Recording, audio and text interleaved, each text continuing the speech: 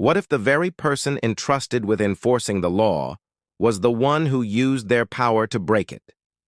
A routine patrol takes a dark turn when an officer arrests a woman late one night, only to discover in court that she's the state's chief prosecutor. What happens next will challenge everything you thought you knew about justice. Stick around, because this story is one you won't soon forget. Before we dive in, where are you watching from today? Let us know in the comments. If you love stories of resilience and justice, hit that like button, share this video, and subscribe for more incredible tales. Your support helps us bring these impactful stories to even more people. Now, let's get started. The city buzzed with its usual nocturnal rhythm, a symphony of distant car horns, murmuring street vendors, and the rhythmic shuffle of footsteps on the pavement. The streetlights cast long, eerie shadows on the wet asphalt, adding an air of unease to the evening. Cassandra Miller, dressed in a sharp navy suit and carrying a leather briefcase, walked quickly down the sidewalk. She had just wrapped up preparations for a high-stakes trial, her mind consumed by legal strategies and unresolved details. Her heels clicked firmly against the pavement, each step deliberate, each thought focused. She was exhausted, but unwavering. This upcoming case wasn't just important for her career, but for the broader battle against systemic injustice. She didn't notice the patrol car idling at the corner until it was too late. Officer Blake Tyler was slouched in the driver's seat, his hand resting lazily on the steering wheel. His partner, lost in his phone, paid no attention to their surroundings. But Blake's eyes snapped onto Cassandra as she neared the intersection. "Well, well," Blake muttered under his breath. "What have we here?" His partner barely glanced up. "Just another late-night walker, man. Drop it." Blake ignored him, sitting up straighter. "She's too well dressed for this neighborhood. Carrying a briefcase at this hour? That's suspicious." Without waiting for a response, Blake opened the car door and stepped out. His boots splashed into a shallow puddle, the sound resonating through the otherwise quiet street. Cassandra paused as he approached, her face calm but alert.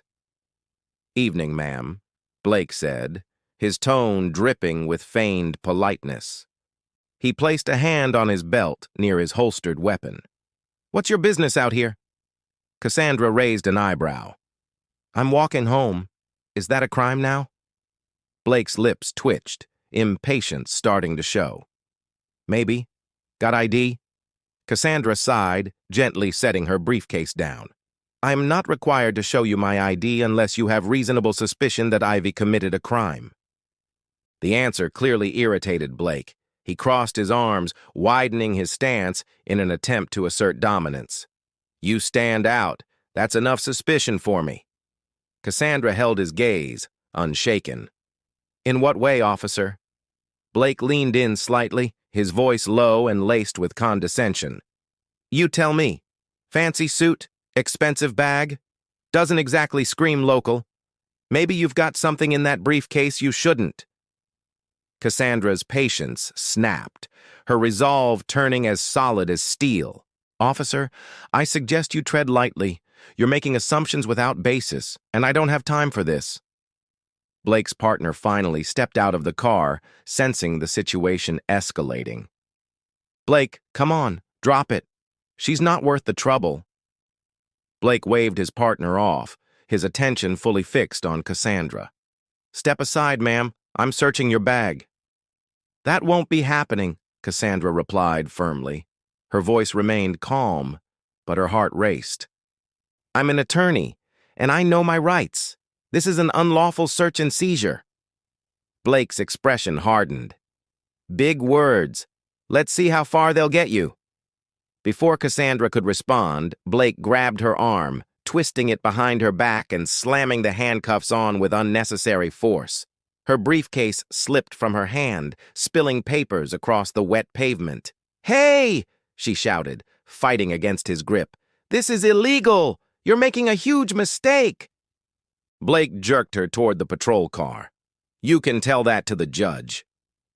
A small crowd began to form, drawn by the commotion. A man stepped forward, phone raised.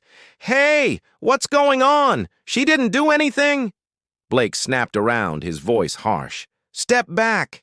This is police business." As she was shoved into the back of the patrol car, Cassandra caught the man's gaze.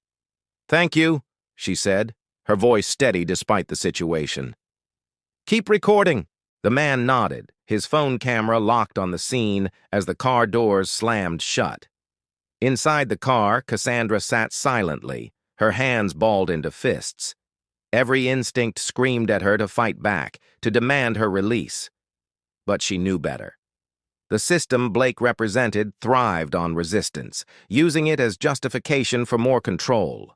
She would fight, but on her terms. Blake climbed into the driver's seat, glancing at her through the rearview mirror. "You're awfully quiet now. Not so tough, huh?" Cassandra didn't respond. Instead, she looked out the window at the receding crowd, her mind already piecing together the chain of events that would follow. She would make sure Blake regretted this night for the rest of his career. The station was dimly lit and buzzing with activity. Officers shuffled between desks, their voices blending into a low hum. Blake dragged Cassandra out of the car, keeping a tight grip on her arm as he marched her inside. "Got a troublemaker," he announced loudly, his voice brimming with smug pride. Several officers glanced up, some with curiosity, others with indifference. Cassandra's sharp eyes caught the mix of reactions, filing them away for later. Blake shoved her toward the booking desk. She had all this fancy paperwork and refused to cooperate. Probably some activist playing lawyer. Cassandra stood tall, her eyes locked on the officer behind the desk. "I am a lawyer," she said evenly. "And you're all going to regret this." Blake laughed, loud and mocking. "Oh, sure you are. Let's see how far that gets you in here." As her fingerprints were taken and her belongings catalogued, Cassandra's composure didn't waver. Each indignity, each slight, was another piece of evidence for her case. Her resolve hardened. And though Blake couldn't see it, the scales of justice had already begun to tip against him. As Blake escorted her to a holding cell, Cassandra finally spoke again. "You're digging yourself into a hole, officer. When this is over, I suggest you start looking for a new job." Blake scoffed. "Keep dreaming, lady. You're just another loudmouth who thinks she's above the law." He locked the cell door with a loud clang and walked away, leaving Cassandra alone in the cold, dim room. She sat on the metal bench, her back straight, her mind racing. Blake had underestimated her, but that was his first mistake. The night was far from over, and Cassandra Miller was just getting started. The sharp clang of the cell door echoed in the confined space, a chilling reminder of Cassandra's new surroundings. The air was heavy with the faint smell of disinfectant and old sweat, and the dim overhead lights flickered intermittently, casting long shadows on the peeling concrete walls. "It's my duty to ensure public safety. Her behavior raised red flags, so I made the arrest." From her seat, Cassandra tilted her head slightly, her gaze piercing but unreadable.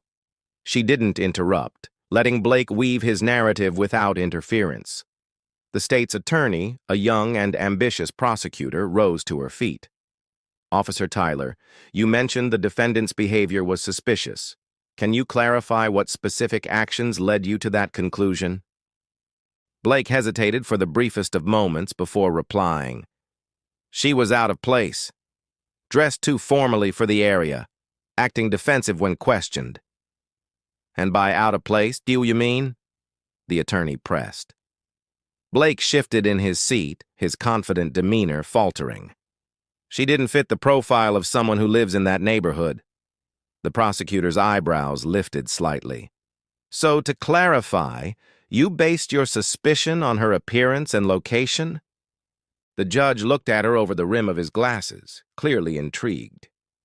"Are you certain, Miss Miller?" "I am," she replied, her tone unwavering. I believe it will expedite the proceedings. With a nod, the judge granted her request. Cassandra stepped to the podium, her heels clicking softly against the floor. She adjusted the microphone, her calm gaze locking onto Blake, who was now visibly uneasy. "Officer Tyler," Cassandra began, her voice measured, "you testified that my behavior was suspicious. Would you agree that suspicion requires specific, articulable facts?" Blake's throat bobbed as he swallowed. "Yes. And yet your testimony just now hinged on subjective observations, my attire, my location. Can you point to a specific law that makes walking in public while dressed professionally a crime?" Blake's face reddened. "No, but—" The room fell silent as Blake fumbled in his pocket, producing the leather badge case. He handed it to the bailiff, who brought it to the judge. The courtroom held its collective breath as the judge examined it. The judge's expression shifted subtly, surprise, then recognition. "Miss Miller," he said, his voice slightly softer, "this confirms you are the chief prosecutor of the state." A gasp rippled through the gallery. Blake's face drained of color as Cassandra turned back to him, her eyes blazing with quiet intensity. "Officer Tyler," Cassandra continued, her tone sharper now, "did you at any point contact your superior to verify my identity after I informed you of my position?" Blake stammered. "I didn't think it was necessary." The courthouse hallway was eerily silent after the verdict. The heavy doors of the courtroom swung shut behind Cassandra as she stepped out, her heels clicking against the polished marble floors. The sound echoed, resonating with the weight of the morning's events. Her suit, now a symbol of resilience rather than mere professionalism, carried the authority she had wielded in the courtroom. Cassandra paused for a moment, taking a deep breath. The battle was far from over. "Did you hear?" one officer whispered to another near the doorway. "She's the chief prosecutor. How did Blake not recognize her?" "I'm telling you, man, this is going to blow up," the other replied. "Internal Affairs is already sniffing around. It's my duty to ensure public safety.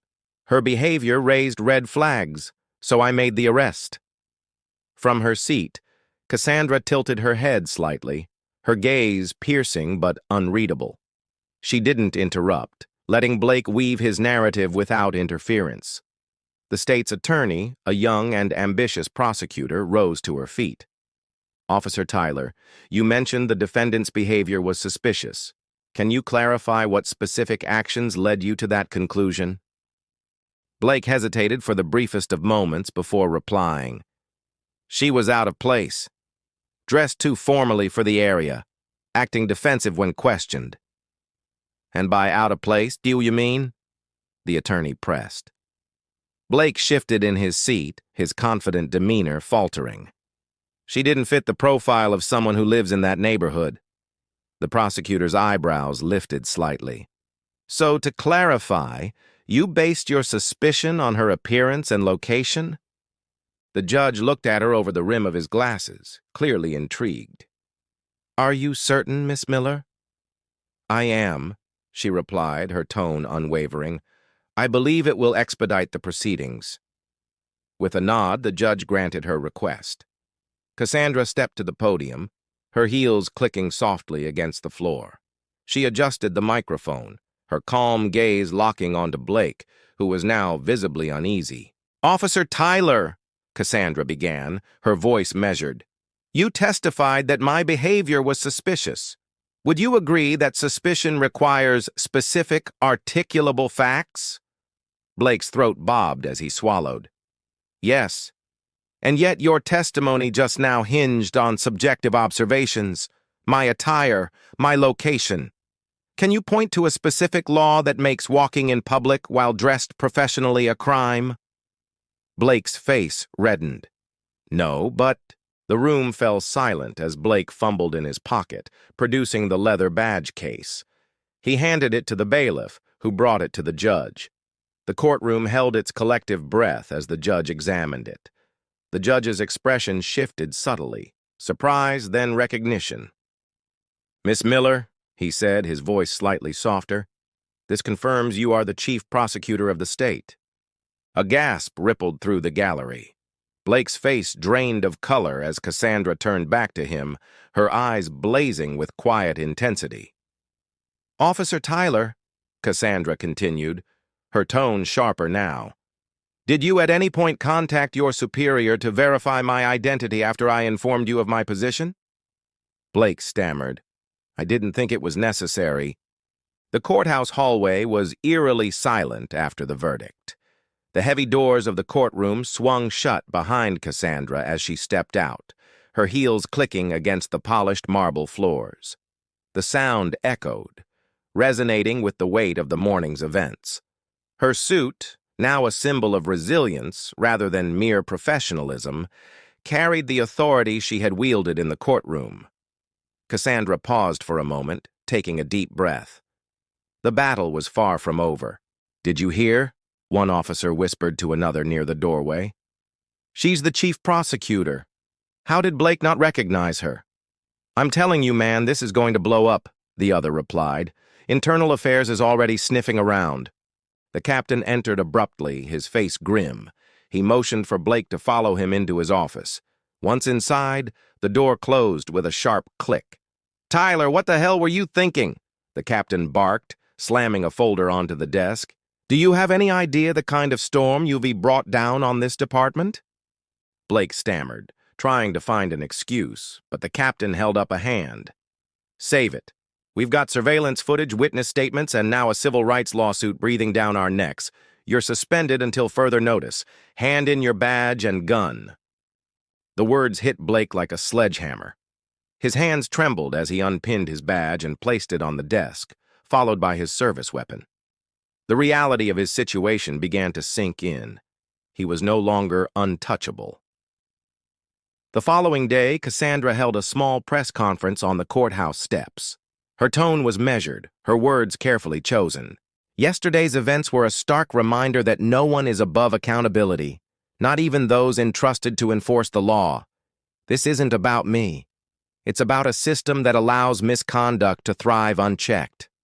I will be filing a civil rights lawsuit not just to seek justice for myself, but to ensure that meaningful change follows." The crowd of reporters erupted with questions, but Cassandra raised a hand to silence them. "This is only the beginning. Justice isn't just a concept, it's an action, and I intend to see it through."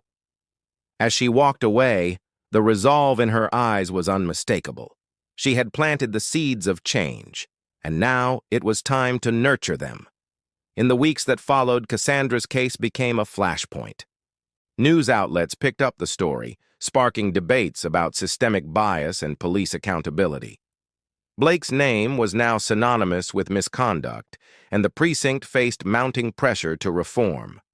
Internal Affairs launched a full-scale investigation, uncovering not just Blake's history of discriminatory behavior, but also a pattern of similar incidents within the department.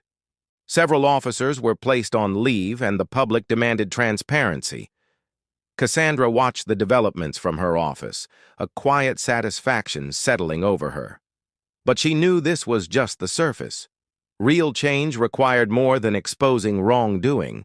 It required dismantling the structures that allowed it to persist. Late one evening, Cassandra returned home, the weight of the week finally catching up to her. She set her briefcase down and poured herself a glass of wine, standing by the window as the city lights twinkled in the distance. Her mind wandered to the countless faces she had encountered in her career, victims of injustice, families torn apart, communities scarred by inequality. She thought of her younger self, full of idealism, determined to change the world. Tonight she felt that fire reignite. "This is just the start," she whispered to herself, her reflection staring back at her with steely determination. "Justice isn't a destination. It's a journey." The precinct was quieter than usual. The once bustling office space, filled with the chatter of officers exchanging stories, was now steeped in unease. Blake Tyler's desk, usually surrounded by laughter and camaraderie, sat empty, a stark reminder of how quickly the tides had turned. The phone calls had slowed, the paperwork piled higher than usual. and the weight of Cassandra Miller's actions lingered like an invisible fog. Blake sat in his small apartment, the air heavy with stale coffee and regret. The television blared in the background, though he wasn't paying attention. The local news was a relentless cascade of stories about the ongoing investigation at his precinct.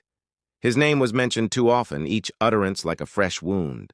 Officer Blake Tyler, currently under suspension, is at the center of a high-profile civil rights lawsuit filed by Chief Prosecutor Cassandra Miller, the anchor stated. Blake gritted his teeth and muted the TV. He stared at the pile of unopened mail on his kitchen counter. Subpoenas, notices from Internal Affairs, and a few hate-filled letters from members of the public. He had tried to convince himself it would blow over, but the truth was impossible to ignore. The phone rang, jolting him from his thoughts. He let it go to voicemail. It was likely another call he couldn't answer. Lawyers, investigators, or perhaps a reporter looking for a soundbite. Back at the precinct, the captain stood at the front of the briefing room, his face etched with frustration. The officers in attendance shifted uncomfortably in their seats as he addressed the fallout.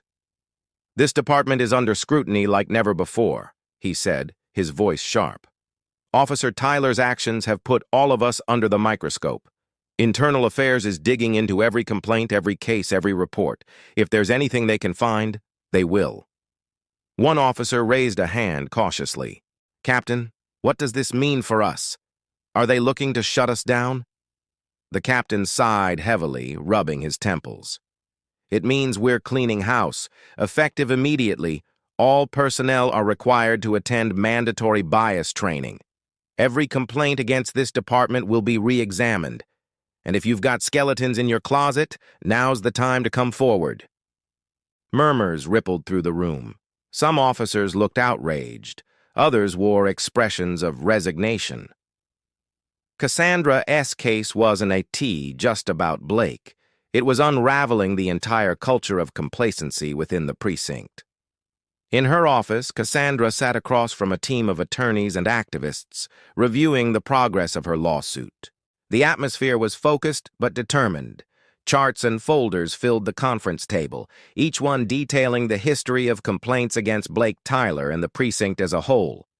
"This isn't just about one officer," Cassandra said, her voice steady. "It's about dismantling a system that enables this kind of behavior. We're going to push for policy changes, community oversight, and accountability measures." One attorney nodded. "We're also seeing an outpouring of support from advocacy groups and local organizations. People are rallying behind you." Cassandra allowed herself a small smile. "Good. Let's make sure this momentum doesn't die. Change needs more than outrage. It needs action." The lawsuit sparked a wave of public protests, with citizens demanding reforms in law enforcement. Crowds gathered outside the precinct with signs that read, "Justice for all and end police impunity." The media captured the energy of the movement, amplifying voices that had long been ignored.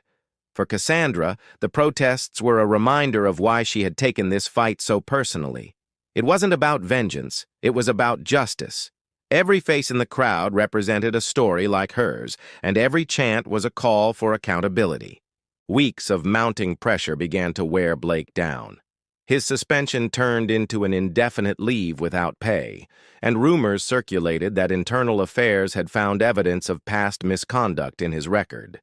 The walls were closing in, and Blake had no one left to turn to. Sitting in the dark of his apartment one night, he stared at his reflection in a half-empty glass of whiskey. The man looking back at him was no longer the confident officer who had strutted into the courtroom. He was a shadow of himself, consumed by guilt, fear, and resentment. A knock at the door broke the silence. When Blake opened it, he found a manila envelope on the floor. Inside was a letter from his attorney. "The department will not be defending you in court. You are on your own." Blake's hands trembled as he read the words. He had always believed the badge would protect him, but now he realized how easily the system abandoned its own when the spotlight became too bright. Cassandra's lawsuit led to sweeping changes in the city's police department. A civilian oversight board was established to review misconduct cases, and mandatory body cameras were implemented for all officers. Blake's trial became a symbol of accountability, a cautionary tale for others in positions of power. Other victims began to come forward, inspired by Cassandra's courage. Their stories added fuel to the fire, creating a domino effect of change that reverberated far beyond the city. One evening, Cassandra returned to her childhood neighborhood, walking along the familiar streets where she had first dreamed of becoming a lawyer. She stopped outside a small park where children played, their laughter ringing out against the fading light. A young girl approached her, holding a notebook. "Are you the lady on TV?" she asked shyly. Cassandra knelt down, her smile warm. "I guess I am. What's your name?" "Kayla," the girl replied, clutching her notebook tighter. "I want to be a lawyer like you someday." Cassandra's chest swelled with emotion. She reached into her bag and pulled out a pen. "Then start here, Kayla. Write down every idea, every dream, and don't let anyone tell you what you can or can't do." As Kayla ran off, Cassandra stood and looked out over the park. The fight wasn't over, but moments like these reminded her why it was worth it. Months later, the courtroom was packed again. But this time, Blake Tyler sat at the defendant's table. His once pristine uniform was replaced by a plain suit, and the confidence he had once worn like armor was now a distant memory. His lawyer sat beside him, flipping through a binder of defense notes, though the strain on their face betrayed the difficulty of the case. Cassandra sat in the gallery watching the proceedings unfold. She had chosen not to serve as the lead prosecutor, opting instead to observe as a plaintiff. The lead attorney, a sharp, no-nonsense advocate named Valerie Ortiz, was more than capable of carrying the torch. The trial revealed not just Blake's actions, but also his pattern of behavior. Former victims testified, recounting incidents of racial profiling, unnecessary force, and intimidation. Each story was another brick in the wall of evidence against him. The surveillance footage from Cassandra A.'s arrest was the most damning, played on a large screen for all to see. When Blake took the stand, his demeanor was subdued. He stammered through excuses, blaming stress, workload, and even the dangerous environment of his beat. But under cross-examination, Valerie dismantled his defenses piece by piece. "Officer Tyler," she said, her voice calm but cutting, "is it not true that your actions on the night of Miss Miller's arrest violated department protocol?" Blake hesitated. "I may have misjudged the situation." "Misjudged," Valerie echoed. "Or were you so confident in your ability to act with impunity that you never expected to face consequences?" Blake's silence spoke louder than any answer he could have given. The jury deliberated for just 2 hours. When they returned, the foreperson delivered a resounding verdict, guilty on multiple counts of misconduct, abuse of power, and civil rights violations. Blake's sentencing was set for a later date, but the weight of the verdict was already palpable. As Blake was escorted out of the courtroom in handcuffs, the gallery erupted in hushed murmurs. Cassandra remained seated, her expression neutral. She felt no satisfaction in his downfall, only resolve to continue her work. The trial's outcome sent shockwaves through the city. It became a landmark case, spurring police reforms that had long been resisted. The Civilian Oversight Board, empowered by public support, began reviewing cases with newfound vigor. Officers like Blake, once shielded by the blue wall of silence, found themselves facing overdue accountability. Community leaders, inspired by Cassandra's case, partnered with local officials to implement initiatives aimed at rebuilding trust between law enforcement and the neighborhoods they served. These changes were incremental, but they were real. Blake's sentencing hearing was held a month later. The judge handed down a prison sentence, citing his blatant disregard for the law and the public trust. He was also stripped of his pension, a final blow that left him financially ruined. In prison, Blake found himself at the mercy of the very system he had once manipulated. The isolation and hostility he faced mirrored the treatment he had inflicted on others. The fall from power was complete. In the years that followed, Cassandra's work continued to impact lives. The lawsuit settlement she won against the precinct was used to fund community programs, legal aid for underserved populations, and scholarships for aspiring lawyers from marginalized backgrounds. She also became a sought-after speaker, traveling the country to advocate for justice reform. Her story inspired countless others to stand up against injustice, proving that even the most entrenched systems could be challenged. One evening, Cassandra returned to her office after a long day. The sun had set, casting a golden hue across the city skyline visible through her window. She sat at her desk looking over the latest reports from the oversight board. Progress was slow, but it was steady. A knock at the door broke her concentration. It was Kayla, the young girl she had met years earlier at the park, now a high school senior. Kayla held up an acceptance letter to a prestigious law school. "I just wanted to say thank you," Kayla said, her voice trembling with emotion. "You showed me what was possible." Cassandra stood, smiling warmly. "You did this yourself, Kayla, but I'm proud of you. The world needs your voice." As Kayla left, Cassandra sat back down, her heart full. She glanced at the framed photograph on her desk. A picture of her younger self standing in front of her first courtroom. Beneath it was a quote she lived by. "Justice is not a destination, it's a journey." The city continued to evolve, shaped by the lessons learned from Cassandra's case. The precinct, once a symbol of unchecked power, became a model for transparency and accountability. Police-community relations improved, though the scars of the past remained, a reminder of the work still to be done. And Cassandra, ever the fighter, remained at the forefront of the movement. She knew the battle for justice was never truly over, but she also knew that change, once set in motion, was unstoppable. The weeks following Blake Tyler's sentencing felt like a turning point for the city. Headlines praised the unprecedented accountability brought to the police department, while others speculated about the long-term impact of Cassandra Miller's fight for justice. The streets buzzed with conversations about what this victory meant for the community, especially for those who had felt invisible under the weight of systemic injustice. For Cassandra, the work was far from done. While her case had become a symbol of hope, she knew the battle against entrenched systems of power required more than a single victory. Change was a marathon, not a sprint. In the heart of the city, a small community center buzzed with life. A banner over the entrance read, "Justice starts here," the tagline for a new initiative funded by Cassandra's lawsuit settlement. Inside, a group of young people gathered around a table, listening intently to a volunteer explaining their rights during police interactions. "Remember, knowledge is your greatest weapon," the volunteer said. "The more you know, the harder it is for anyone to exploit you." Cassandra observed quietly from the back of the room, a soft smile on her face. Moments like this were why she fought so hard.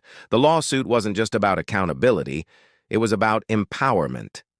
Every young person who left the center with newfound confidence was a step toward dismantling the systems that had allowed Blake Tyler to thrive.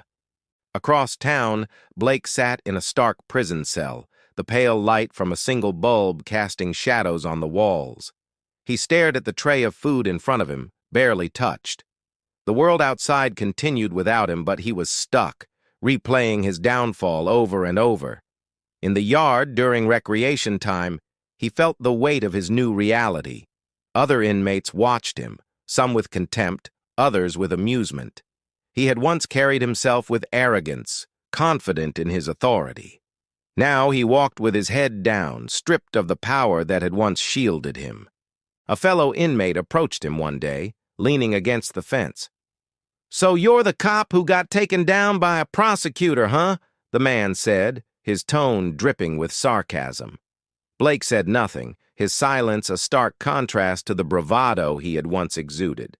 The humiliation of his fall was compounded by the realization that he had no allies, no safety net, and no way to undo the damage he had caused, to himself and others. Cassandra's calendar was busier than ever. Between public speaking engagements, community meetings, and legal cases, her days were packed. Yet she approached each task with the same unwavering determination. At one such event, a town hall meeting, a young man stood up during the Q&A session. "Miss Miller, do you ever feel like the system is too broken to fix?" Cassandra paused, her gaze steady. "There are days when it feels overwhelming," she admitted. "But the system only stays broken if we stop pushing for change. Every voice, every action, no matter how small, adds to the momentum. Justice is a journey, and we're all walking it together." The room erupted in applause, her words resonating deeply with those in attendance. The Civilian Oversight Board Cassandra helped establish grew stronger over time. It became a model for other cities grappling with similar issues, proving that systemic reform was possible when communities demanded it. The police department underwent a complete overhaul. New leadership prioritized transparency and accountability, and officers who resisted the changes found themselves forced out. For the first time in years, trust between law enforcement and the community began to rebuild. Cassandra's name became synonymous with justice, not because she sought fame, but because her work inspired real, tangible change. One quiet evening, Cassandra stood in her living room, looking at a framed article on the wall. The headline read, "Prosecutor Sparks Justice Reform After Landmark Case." Beneath it was a photo of her leaving the courtroom, her head held high. Her phone buzzed, pulling her from her thoughts. It was an email from a publisher offering her the chance to write a book about her experiences. Cassandra hesitated for a moment before replying. Sharing her story could inspire others, and that was a legacy worth leaving. She typed her response. "Let's do it." Years later, the city had transformed. The community center had expanded, becoming a hub for education and empowerment. Police misconduct complaints had significantly decreased, and officers who once viewed accountability as a threat now saw it as a guiding principle. On a sunny afternoon, Cassandra walked through the park where she had first met Kayla. She saw the young woman again, now a law school graduate, speaking to a group of children about pursuing their dreams. As Cassandra watched, a sense of pride swelled within her. The fight for justice was far from over, but the seeds she had planted were growing stronger every day. She turned to leave, her steps light but purposeful. Justice, she thought, was a journey, and she was still walking it. And so justice prevailed, reminding us all that no one is above the law. Cassandra Miller's courage not only brought accountability, but also ignited change that will impact generations to come. What do you think about her fight for justice? Let me know in the comments. And if you enjoyed this story and want to hear more like it, don't forget to like, share, and subscribe. Your support helps us continue sharing these powerful stories. See you in the next one.